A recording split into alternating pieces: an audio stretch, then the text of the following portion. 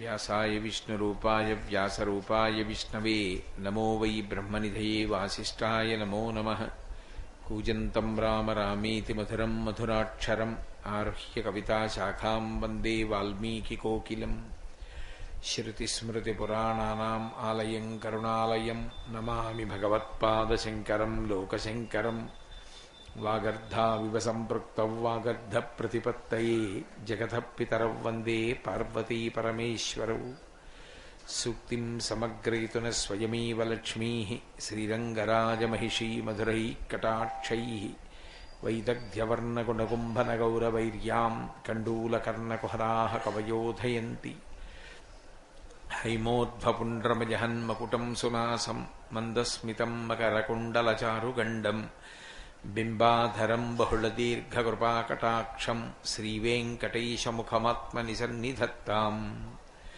విమలపటీ కమలకుటీ పుస్తకరుద్రాక్షసస్తహస్తపుటీ కామాక్షీ పక్ష్మలాక్షీ కలితవిపంచీ విభాసి వైరించీ. మనోజవం మరుతతుల్యవేగం జితేంద్రియం బుద్ధిమతాం వరిష్టం. వాతాత్మజం వనరయూధముఖ్యం శ్రీరామదూతం శిరసా నమామి. ఆపదామపహర్తారం దాతారం సర్వసంపదాం లోకాభిరామం శ్రీరామం భూయో భూయో నమామ్యహం. హరి ఓం. పరమేశ్వర స్వరూపైన సభకి నమస్కారం. శ్రీ రఘురామ చారు తులసీదళధామ శమక్షమాది శృంగారగుణాభిరామ. త్రిజగన్నుత శౌర్య రమాలలామ దుర్వార కబంధ రాక్షస విరామ. జగజ్జన కల్మషార్ణవోత్తరకనామ భద్రగిరి దాశరథీ కరుణాపయోనిధి అని గోపరాజు గారు చేసినటువంటి దాశరథీ శతకంలో నిన్నటి రోజున మీతోటి శ్రీ రఘు అనేటటువంటి 2 మాటల గురించి ప్రస్తావించడం జరిగింది. శ్రీ రఘురామ, ఆ రఘువంశంలో జన్మించినటువంటి రామ, వంశకర్తలైనటువంటి వారు మీ వంశంలో ఎందరో జన్మించారు. అటువంటి మహితాత్ములు జన్మించడానికి కారణం వాళ్ళ తండ్రులు చేసినటువంటి అపూర్వమైన భగవత్ సేవ, గురు శుశ్రూష. రఘువు ఎలా జన్మించాడో అలా నువ్వు కూడా ఇక్ష్వాకు వంశంలో జన్మించినటువంటి కారణజన్ముడవు. ఆయనకి రామ అని పేరు పెట్టారు వశిష్ఠ మహర్షి. రామ అన్న మాటకి అనేకమైనటువంటి అర్థాలున్నాయి. ప్రధానమైనటువంటి అర్థం ఏమిటి అంటే, రాముని యొక్క గుణముల చేత లోకులందరూ కూడా సంతోషిస్తూ ఉంటారు. సర్వే జనాః రమంతే గుణైః అస్మిన్ ఇతి రామః అని. ఎవరి గుణముల చేత లోకమంతా కూడా సంతోషపడిపోతూ ఉంటుందో, ఎవరి గుణములు విన్నంత మాత్రం చేత లోకానికి పరవశం కలుగుతుందో, అటువంటి గుణములు కలిగినటువంటి వాడు కాబట్టి ఆయనకి రామ అని పేరు. కాదు కాదు, యోగుల యొక్క హృదయముల యందు ఉండి రమింపచేస్తుంటాడు కాబట్టి రాముడు. రమించడానికి కారణమైన వాడు కాబట్టి రాముడు. ఆత్మగా ఉండేవాడు కాబట్టి ఆత్మారాముడు. రామ అన్న ఒక్క నామానికి ఎన్నో అర్థాలు చెప్పారు. ప్రధానంగా లోకానికి సంబంధించినంత వరకు రాముని యొక్క వైశిష్ట్యం ఏమి అంటే, రాముని యొక్క గుణములే.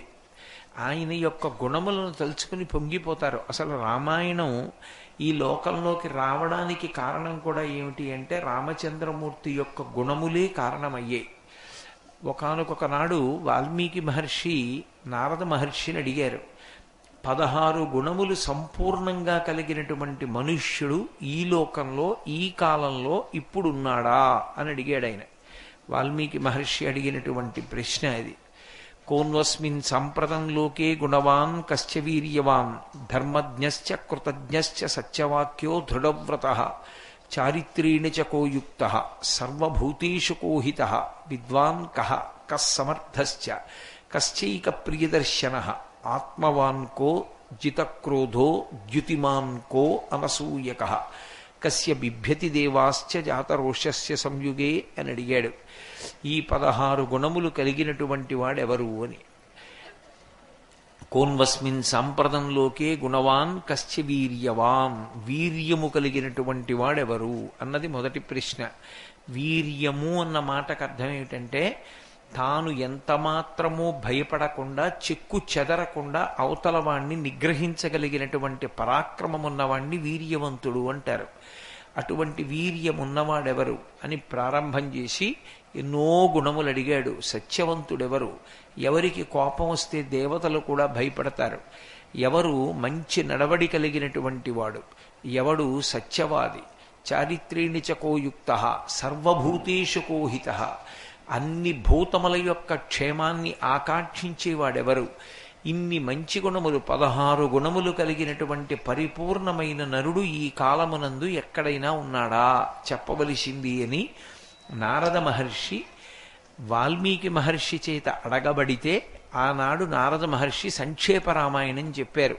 ఇప్పుడే ఈ కాలంలోనే ఉన్నాడు ఒకడు, ఆయనే రాముడు అని రామకథని చెప్పారు. రాముని యొక్క గుణములను విన్న తరువాత వాల్మీకి మహర్షి శ్రీరామాయణ రచన చేశారు. కాబట్టి రాముని యొక్క గుణములు తలుచుకుని లోకం పొంగిపోతూ ఉంటుంది. తండ్రి మాట వినడము అన్న మాట వచ్చిందనుకోండి, చిన్న పిల్లల దగ్గర నుంచి తల్లులు ఎప్పుడూ చెప్పే కథ తండ్రి మాట వినడం అంటే రామచంద్రమూర్తే, త్యాగం చెయ్యడం అంటే రామచంద్రమూర్తే, రాజ్యానికి ధర్మం నిలబెట్టడం అంటే రామచంద్రమూర్తే, లోకంలో అందరి యొక్క క్షేమం వహించేటట్టుగా పరిపాలన చేసి రామరాజ్యం అంటే రామచంద్రమూర్తే, అందగాడంటే రామచంద్రమూర్తే, అభయంకరుడంటే లోకంలో ఎవరికైనా రక్షణ కల్పించాలంటే రామచంద్రమూర్తే, అసూయ లేనివాడంటే రాముడే, శీలవంతుడంటే రాముడే, ఏకపత్నీవ్రతుడంటే రాముడే, గురు శుశ్రూషా పరాయణుడంటే రాముడే, పూర్వభాషీచరాగవ, ఎవరినైనా పెద్దలు కనపడినప్పుడు ముందు పలకరించేటటువంటి లక్షణం ఉన్నవాడంటే రాముడే.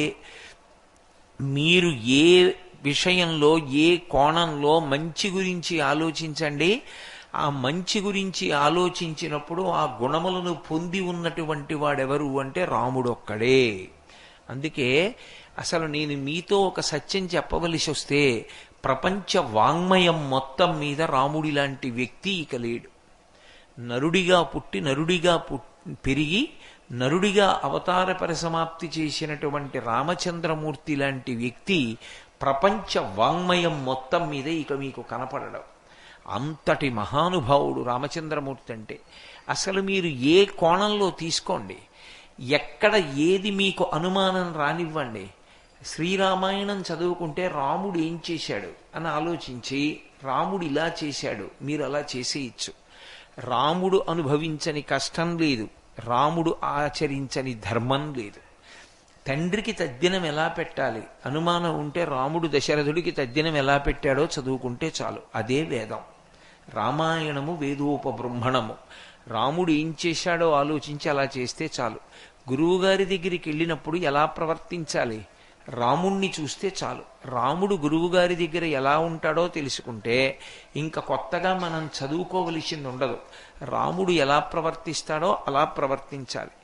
రాముడు భార్య పట్ల ఎంత ప్రేమైకమూర్తిగా ఉంటాడో చూస్తే భార్య పట్ల ఎంత ప్రేమతో ఉండాలో పురుషుడికి అర్థమవుతుంది. తన చేత పరిపాలింపబడేటటువంటి ప్రజల యొక్క యోగక్షేమములను చూరగొనడంలో రాముడు ఎలా ప్రవర్తిస్తాడు పరిపాలిస్తాడన్నది చూడవలసి ఉంటే ఏ ప్రభువుకైనా ఆదర్శం రామచంద్రమూర్తి యొక్క పరిపాలనా విధానం. రాముడు స్పృశించనిది, రాముడు మాట్లాడనిది, రాముడు చెప్పనిది లోకంలో ఎక్కడ ఉండదు. ఇవాళ మనం ఎన్నో విషయాలు మాట్లాడుతుంటాం. ఆ రోజుల్లో రాముడు మాట్లాడాడు. అసలు 4 రకాలైనటువంటి రహదారులు ఎలా ఉండాలి, మంత్రులు ఎలా ఉండాలి, గూఢచారి వ్యవస్థ ఎలా ఉండాలి, గూఢచారి వ్యవస్థ మీద మళ్ళీ ఉండేటటువంటి వ్యవస్థ ఎలా ఉండాలి, రాజు ఎంతసేపు పడుకోవాలి, ఎవరిని నమ్మాలి, ఎవరిని నమ్మకూడదు, ఎవరిని దగ్గర పెట్టుకోవాలి, ఎవరిని దూరంగా ఉంచాలి, దగ్గర నుంచి రాముడు మాట్లాడనటువంటి విషయం ఉండదు. ఈ దేనికి సంబంధించినటువంటి అంశమైనా సరే శ్రీరామాయణంలో రామప్రోక్తంగా రామచంద్రమూర్తి చేత చెప్పబడినటువంటి విషయంగా లోకంలో జనులు ఇప్పటికీ అనుభవిస్తూనే ఉంటారు. అంటే గుణములు అన్న మాట ఎప్పుడైనా వస్తే రాముడే దానికి తార్కాణం. అంత గొప్ప గుణముల యొక్క రాశి ఆయన, సుగుణముల యొక్క పోత, అంతటి మహానుభావుడు. చిత్రం ఏమిటంటే ప్రయత్నపూర్వకంగా వెతికి చూసినా సరే రాముడు ఏ ఒక్క దుర్గుణమునకు వశుడయ్యుండడు. ఈ ఒక్క దుర్గుణం ఉందండి రాముడి దగ్గర ఇదొక్కటి బలహీనత అని చెప్పడానికి ఏది ఉండదు. రాముడు అంత గొప్పగా దుర్గుణములను పక్కన పెట్టి సద్గుణములకు ఆలవాలమై ఉంటాడు. అందుకే రామాయణం చదువుకోవడం, రామకథ చదువుకోవడం, రామకథ చెప్పడం, పిల్లలకి రామాయణం చెప్పడం అంటే ఇల్లు ఎప్పుడూ కూడా ప్రశాంతంగాను సకల సౌఖ్యాలతోటి శాంతి ధర్మాలతోటి ఉండడానికి కావలసినటువంటి పునాదిని నిర్మాణం చేయడం. అందుకే అసలు రామాయణం చదవని నాడు మనుష్యత్వం నిలబడదు. రామాయణం చెప్పనప్పుడు మనుష్యులలో మనుష్య సంబంధమైనటువంటి గుణములు ప్రకాశించవు. అన్ని గొప్ప గుణములు కలిగినటువంటి వాడు రామచంద్రమూర్తి. అందుకే లోకులు ఎప్పుడూ కూడా ఆయన గుణముల యందు రమిస్తూ ఉంటారు, ఆనందమును పొందుతూ ఉంటారు. మీరు నాకు ఒక్క విషయం చెప్పండి, మహాభారతంలో ఎన్నో సంఘటనలు, ఎందరో వ్యక్తులు కనపడతారు. కొంతమంది గురించి ప్రస్తావన చేస్తే ఇప్పటికిప్పుడు నాకు జ్ఞాపకం ఉందండి ఆయన చరిత్రంతా అని చెప్పడం కష్టం, ఆ కథంతా చెప్పడం కష్టం. నేను బభ్రువాహనుడు అన్నాను అనుకోండి, బభ్రువాహనుడి కథంతా జ్ఞాపకం ఉండడం కష్టం. కానీ శ్రీరామాయణము అన్నాను అనుకోండి, రామకథ తెలియని వాళ్ళు ఎవరు అసలు లోకంలో? రామకథ తెలియని వాళ్ళు ఎవరైనా ఉంటారా? దశరథ మహారాజు గారికి 3 భార్యలు, 4 కుమారులు.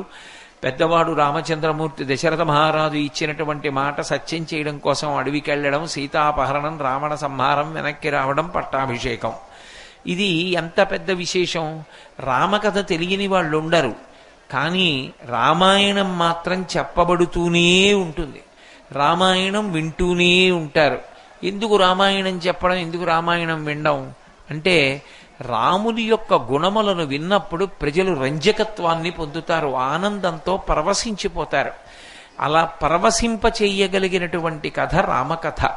అందుకే సమస్త గుణములకు ఆలవాలమైనటువంటి వాడు రామచంద్రమూర్తి.